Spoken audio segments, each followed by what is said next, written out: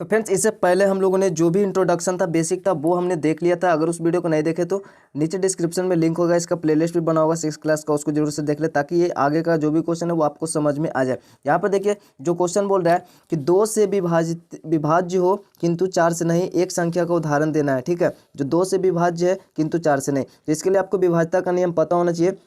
2 से विभाज्यता का नियम था कि लास्ट में सम हो या तो एक जीरो हो। ठीक है, 4 से विभाज्यता का नियम था कि इकाई दहाई का जो संख्या होता है वो 4 से विभाज्य हो। तो 4 से विभाज्य नहीं होना चाहिए, यहाँ पे तो कोई भी संख्या ले सकते हैं। वैसे तो आपका आंसर में एक ही अंक है 6। 6 2 से विभाज्य लेकिन 4 से नहीं। लेकिन इसके अलावा अगर बड़ा संख्या बोलता तो आप कैसे लिखते? 2 से बोल रहा है तो आप लास्ट में एक सम संख्या लिख लें। ठीक है, और इकाई और दहाई का स्थान पर ऐसा संख्या नहीं लिखना है जिससे वो 4 विभाज्य हो जाए। जैसे 2 लिखेंगे तो 4 छक्का 24 विभाजित हो जाएगा ना। उसके बाद जो भी संख्या लिखेंगे वो सारा का सारा 4 से विभाज्य होगा। लेकिन 4 से विभाजित नहीं करना, इसलिए यहाँ पे 1 दे देंगे और बाकी इधर आप कोई भी संख्या दे सकते हैं। इतना बड़ा संख्या आप लिख कर बता सकते हैं कि 2 से विभाजित होगा, लेकिन ये 4 से विभाजित नहीं होगा। और भी बड़ा तो जो मन जो इधर लिख सकते हैं। ठीक है, या फिर ऐसा बोला जाए कि 8 अंक ऐसा संख्या लिखे, या फिर 4 अंक ऐसे संख्या लिखे जो 2 से विभाज्य हो लेकिन 4 से विभाज्य ना हो, तो आप इस प्रकार से लिख सकते हैं। अब यहाँ पर देखिए बोल रहे हैं अगला, 2 से विभाज्य हो किंतु 6 से नहीं। तो 2 से विभाज्य का नियम तो वही होगा, लेकिन 6 से विभाज्यता का नियम वो था जो 2 से भी विभाज्य हो और 3 से भी विभाज्य हो। ठीक है, यानी 2 और 3 दोनों से विभाज्य होगा, वही 6 से विभाज्य होगा।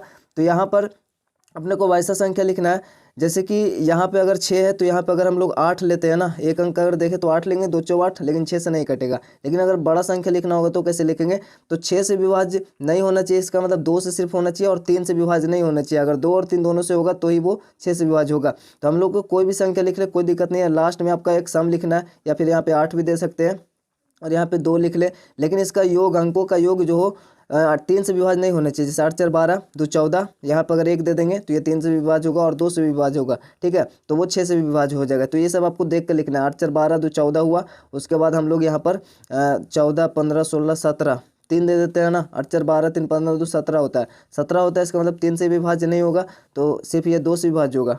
इसका मतलब ये 6 से विभाज्य नहीं होगा। आप इसको करके भी देख सकते हैं। ठीक है, तो इस प्रकार से आप लोग इजीली लिख सकते हैं विभाजित, जो एग्जाम्पल जो भी बोला उदाहरण, तो 8 हो जाएगा। वैसे ऐसे तो आप ये भी लिख सकते हैं। ठीक है, उसी प्रकार से बोला 4 से विभाज्य हो किंतु 8 से नहीं। तो 8 से विभाज्यता का नियम था कि इकाई दहाई और सैकड़ा। ठीक है, इकाई दहाई और सैकड़ा वाला जो संख्या है, ये तीनों, या तो तीनों में ऐसा संख्या होनी चाहिए तीनों कि 8 से विभाज्य हो जाए। ठीक है, या फिर तीनों शून्य हो, तब ये मतलब 8 से विभाज्य होगा। लेकिन 4 से विभाज्यता का नियम क्या था कि जिसका इकाई और दहाई का जो संख्या है ना, वो सिर्फ 4 से विभाज्य हो, तो ये 4 से विभाजित हो जाएगा। तो यहाँ पे हम लोग मान लीजिए 8 दे दिए और यहाँ पे हम लोग ऐसा संख्या देंगे जो 4 से विभाजित हो जाएगा। ठीक है, तो यहाँ पे हम लोग दे देते हैं 8 है ना, तो 4 से कितना बार में 28 आता है क्या? 7 चौ 28, तो यहाँ पे 28 देते हैं, जो कि ये 4 से कट जाएगा। उसके बाद यहाँ पे ऐसा संख्या लिखना है जो 8 से विभाजित ना हो। ठीक है, जैसे अगर 1 लिखेंगे तो यहाँ पर देखिए, अगर 1 लिखने पर 12 128 हो जाएगा, 8 से भागा देंगे तो ये कट जाएगा। ये अगर 2 लिखेंगे तो 8 दूनी 16, तो 16 6 बचेगा तो नहीं कटेगा। ठीक है, तो 2 ही देंगे। ठीक है, 3 लिखेंगे तो 8 चौ 32 कट जाएगा, इसलिए यहाँ पर 2 लिखेंगे। उसके बाद इधर कोई भी संख्या लिखे कोई भी दिक्कत नहीं है। ठीक है, या 3 लिखे 5 लिखे कोई दिक्कत नहीं है। बस यहाँ पे देखिए लास्ट का 2 जो संख्या है वो 4 से कट जाता है, इसका मतलब टोटली कट जाएगा। और तीनों मिलाकर देखें 228, 8 से नहीं कटेगा ना, 228 8 से नहीं कटेगा। 8 दूनी 16 बचेगा यहाँ पे 6 और 8 68 हो जाता है। तो 68 तो 8 8 64 ही रहता है ना, 8 8 64, बाकी हाथ में 4 बचेगा, तो ये नहीं कटा ना। इसका मतलब 8 से नहीं, ये सिर्फ 4 से कटेगा। तो इतना बड़ा अगर जो संख्या ना, इस प्रकार से लिख सकते। ठीक है, छोटा में तो आप यहाँ पे देखिए 12 जो है ऐसे चरतिया 12, लेकिन 8 से नहीं कटता है, तो छोटा में ऐसे आप लिख सकते हैं।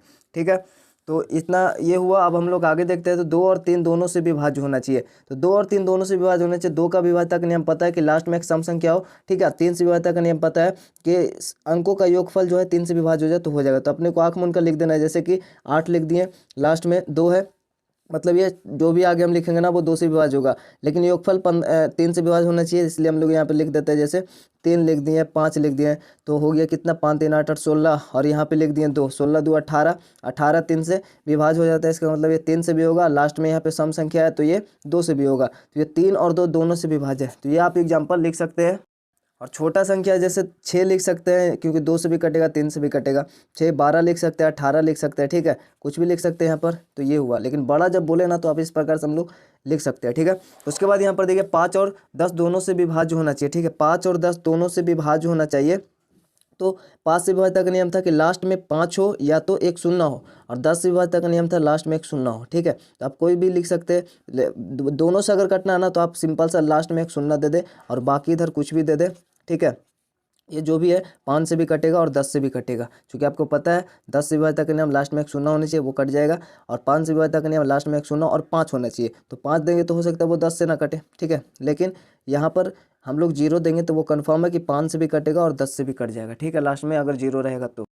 छोटा में अगर देखें तो 20 भी लिख सकते हैं, यहाँ पर 20 लिख सकते हैं, उसके बाद 30 लिख सकते हैं, लास्ट में एक शून्य होना चाहिए इसमें भी, 5 और 20। ये अगर कुछ बोले कि अगर 4 अंक लिखे या 5 अंक लिखे, 6 अंक लिखे, तो आप इस प्रकार से लिख सकते हैं। ठीक है, तो बस इस वीडियो में एक क्वेश्चन को हमने देखा, नेक्स्ट वीडियो में अगला क्वेश्चन देखेंगे। वीडियो को पेन करते, वीडियो अच्छा लगे तो लाइक कमेंट शेयर जरूर से कर दे। मिलते हैं नेक्स्ट में, तब तक जय हिंद जय भारत।